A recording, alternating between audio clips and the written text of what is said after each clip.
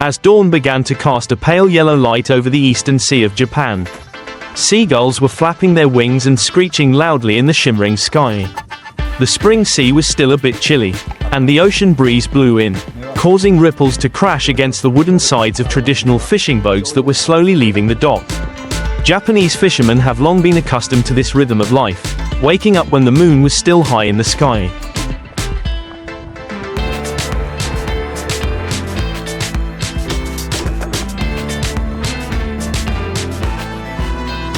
Preparing their tools, traps, ceramic pots, ropes, and then setting sail together in solemn silence. Each sea voyage is not only a journey to make a living, but also a continuation of a long-standing culture, where the octopus has become an indispensable part of the cuisine, economy, and national spirit.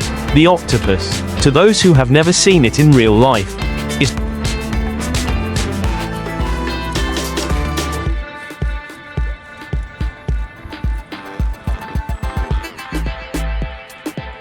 just a strange creature with 8 sticky tentacles, big round eyes, a head that bulges like a tumor, and a soft body that seems to have no backbone at all.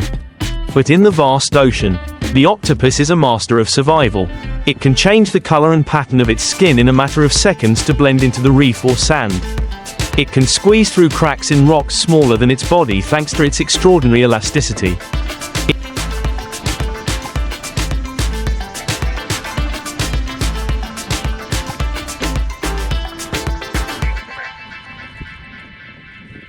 It can spray ink to distract enemies, then disappear into the water like a ghost. And especially, it possesses intelligence far beyond that of most other invertebrates, knowing how to open bottle caps, remembering its way through mazes, and even using shells, rocks, or pieces of coral as defense tools. It is this magical combination of a soft body and a clever mind that has made the octopus a symbol of mystery.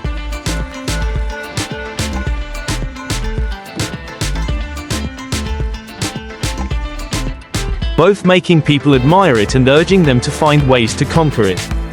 For Japanese fishermen, the octopus is not only a seafood that brings economic benefits, but also the soul of a traditional meal. The Japanese have long considered octopus an important ingredient in many dishes, from sashimi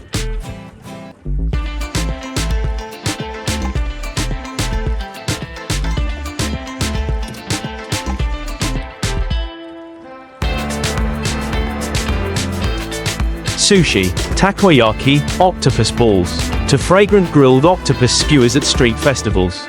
The image of bright red octopuses hanging in the old Tsukiji fish market or Toyosu today, with tightly coiled tentacles, has become a familiar symbol not only in culinary culture but also in the visual subconscious of the Japanese. Therefore, the journey of catching octopus is not simply a matter of finding fish and shrimp like other seafaring occupations. It is the preservation of a source of culture,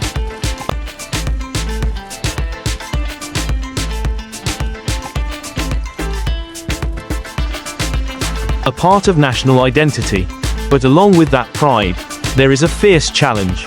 Octopuses do not swim in large schools like herring or tuna, but often hide under rocks, coral crevices, or bury themselves in the soft sand at the bottom of the sea.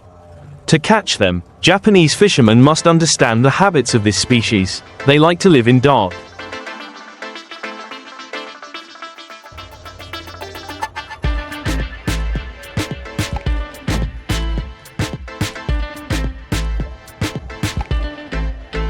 hidden places. They are curious about strange objects, and often venture in to explore. That is why since the Edo period, people have come up with the idea of using ceramic jars, the type of jars used to brew sake or store miso, to drop into the deep sea. When the octopus encounters a jar lying still on the sand bottom,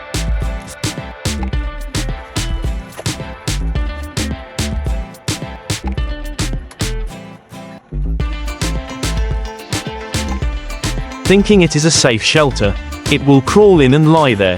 The next morning, the fishermen just pull the rope, lift each jar up, and inside are the guests who have voluntarily entered the soft trap. The sight of hundreds of ceramic jars neatly arranged on the deck of the boat,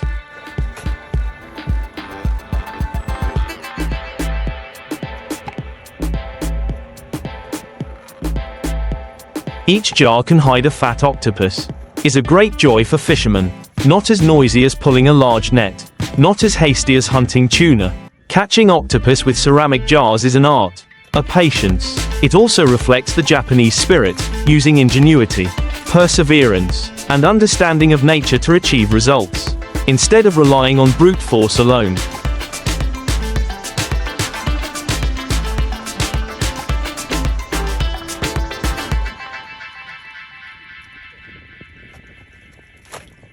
Japanese octopuses, usually Octopus vulgaris or Octopus doflani, giant Pacific octopus, have a very high commercial value. Every year, Japan consumes tens of thousands of tons of octopus, not only from its own waters but also imported from many other countries such as Morocco.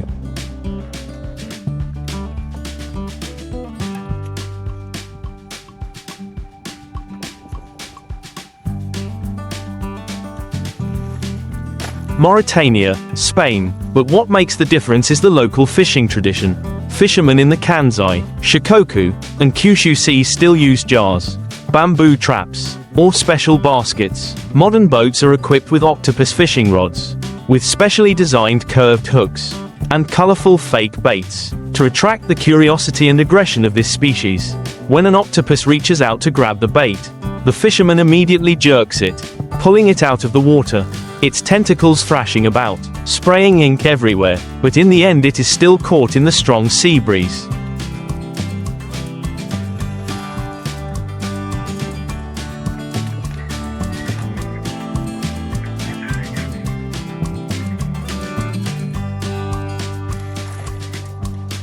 On the summer sea, sparkling with sunlight, a small wooden boat leaves the port before the sun rises. On the deck, long coils of rope are neatly arranged, each thick, durable, and of special toughness, prepared by fishermen the night before. This is the main weapon in one of the most popular methods of catching octopus today, longline fishing.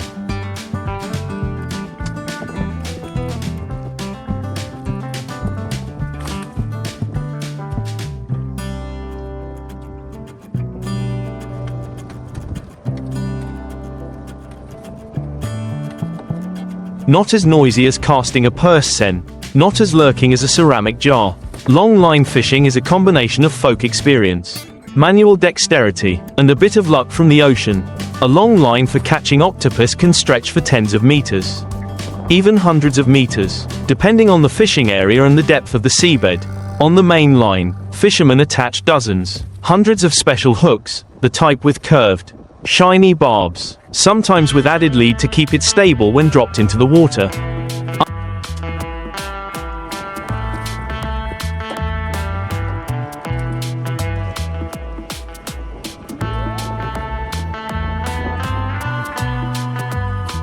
Unlike fishing, the bait used for octopus fishing is not always fresh fish. Japanese fishermen are very creative. They can use white seashells, bright ceramic pieces, or fake baits in bright red or blue colors.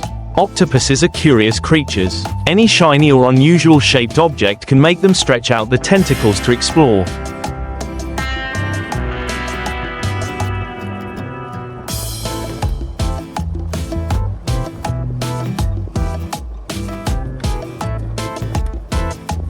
When those soft tentacles wrap around the hook, the suction cups cling tightly. That is also the moment when they unwittingly tie their fate to the long human rope. One of the traditional techniques that Japanese fishermen call taketsuri, fishing for octopuses with rod and line. But on a commercial scale, it has been expanded to mass longline fishing. Fishermen gradually lower each piece of line into the sea, the hooks swinging in the water, the bait glistening in the dim light of the sun through the waves.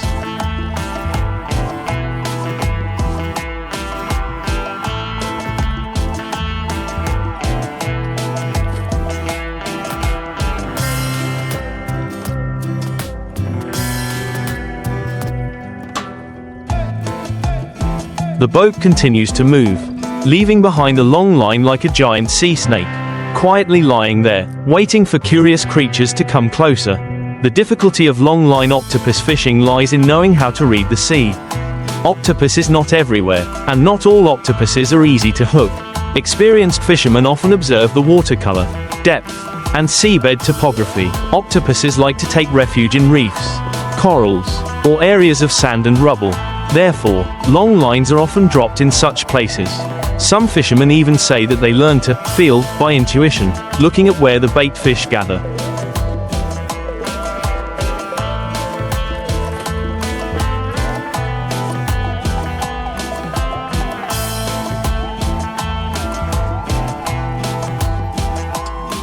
Observing the appearance of squid and crabs, and then guessing that there will be lurking octopuses nearby. This knowledge is not found in books, but is passed down through many generations, from father to son. From arduous sea trips, when all the lines have been dropped into the sea, the boat stops, or slowly circles to maintain the tension of the line. The waiting time can last for hours. The fishermen were both patient and nervous. Because they knew that octopuses were not like fish, they did not swallow the bait immediately.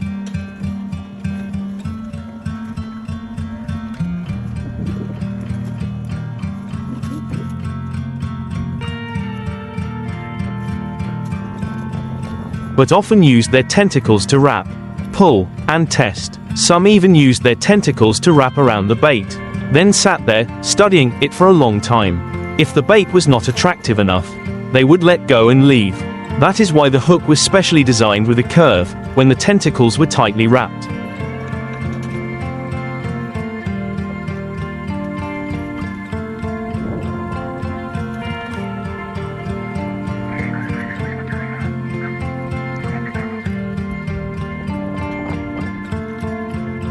It became difficult to retreat, causing the octopus to be trapped. When the moment came to pull the line, the whole boat became lively. The person holding the line felt every little vibration, like an artist listening to every note. If the line was unusually heavy, if there were slight jerks mixed with strong wriggling, it was a sure sign that there was a guest. The fisherman used even force to pull, avoiding pulling too hard to tear the tentacles, and also avoiding pulling too slowly so that the octopus could escape.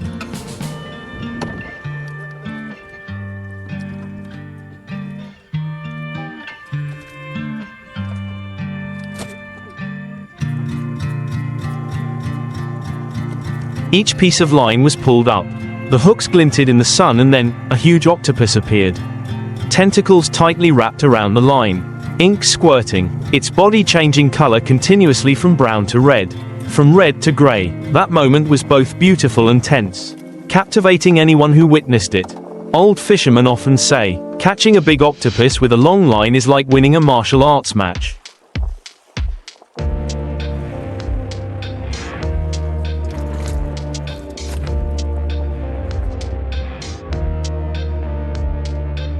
Indeed, octopuses never give up when pulled up.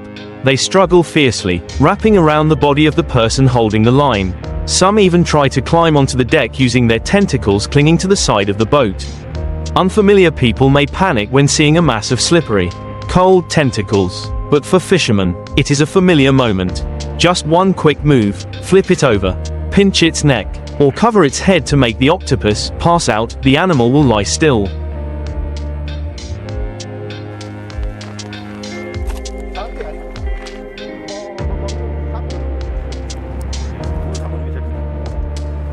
Becoming a trophy in a wooden crate. Compared to using ceramic jars or baskets, long line fishing yields a larger catch in the same trip. A long line can bring in dozens of fish, if you are lucky, but the sea is not always generous. Sometimes fishermen cast their lines all day, only to pull up empty hooks or a few small octopuses that are not of commercial value.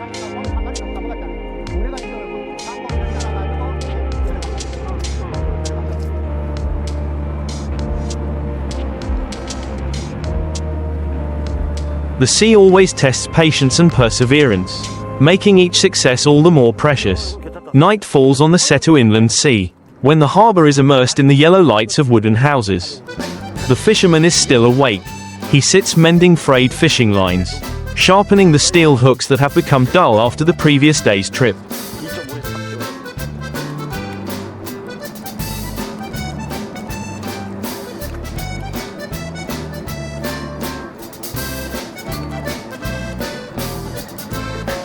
Longline fishing for octopus, at first glance, seems simple, just a coil of line with hundreds of hooks. But for fishermen, it is an art of survival. Once, an old fisherman said, "We don't just throw the line into the sea. We throw our souls into it." That saying sounds like a far-fetched philosophy, but it actually contains the truth. Every longline fishing trip is a gamble with the ocean.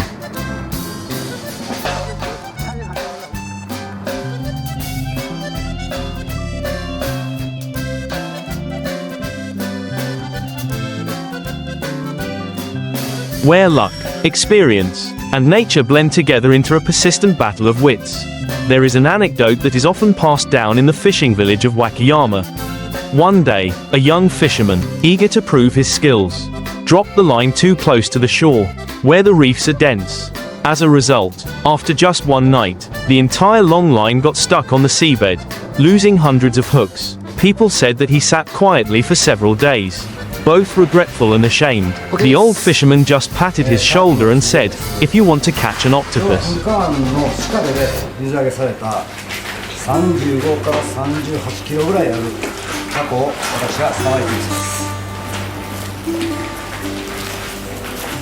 you have to understand where it lives.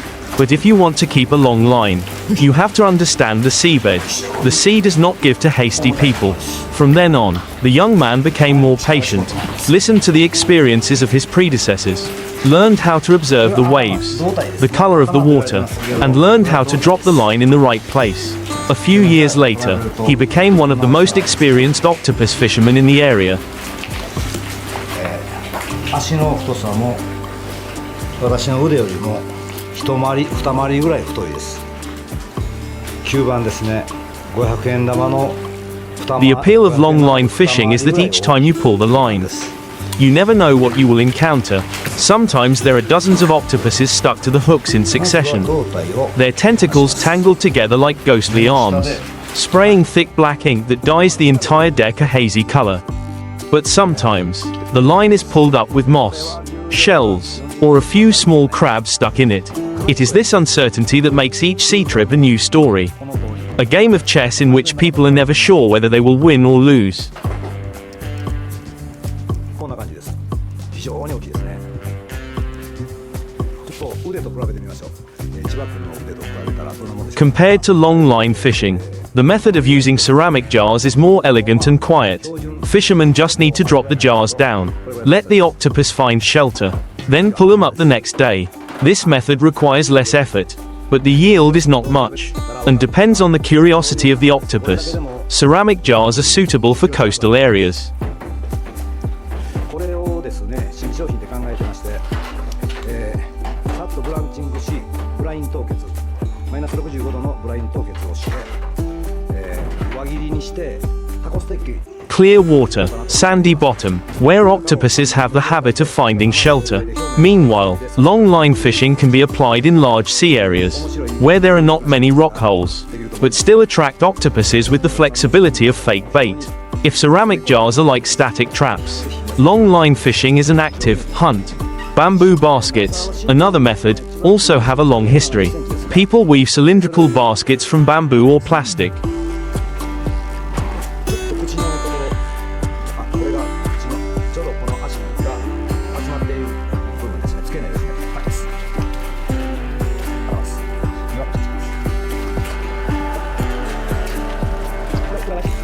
Put fresh fish bait inside, and drop them to the bottom of the sea.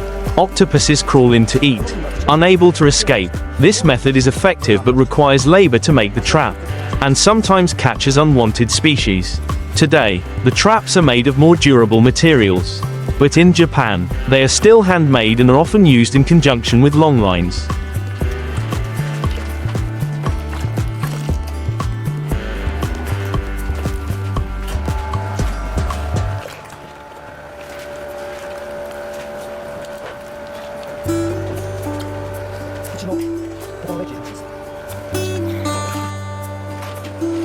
The most modern method is bottom trawling or trawling. Large fishing boats use nets to sweep across the seabed, collecting both octopuses and many other species. This method produces huge yields, meeting industrial demand, but has caused much controversy because it destroys the seabed ecosystem, killing non-target organisms. Compared to this, longlines are considered more responsible.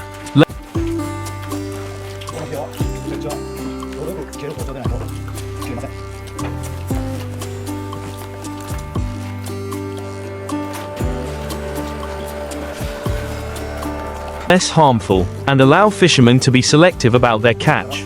Therefore, many Japanese fishermen still believe that longlines preserve tradition while also helping them maintain their honor when bringing their catch back to shore. In coastal fishing villages in Japan, the sight of fishermen returning home after a long fishing trip is often a memorable sight.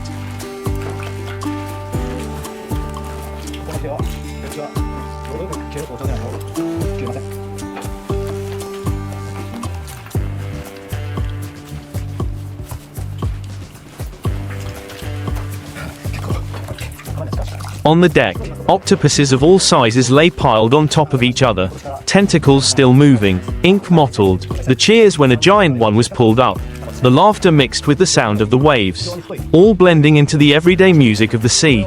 And when the boat docks, those fresh octopuses are quickly transferred to the market, where they will become ingredients for fragrant takoyaki.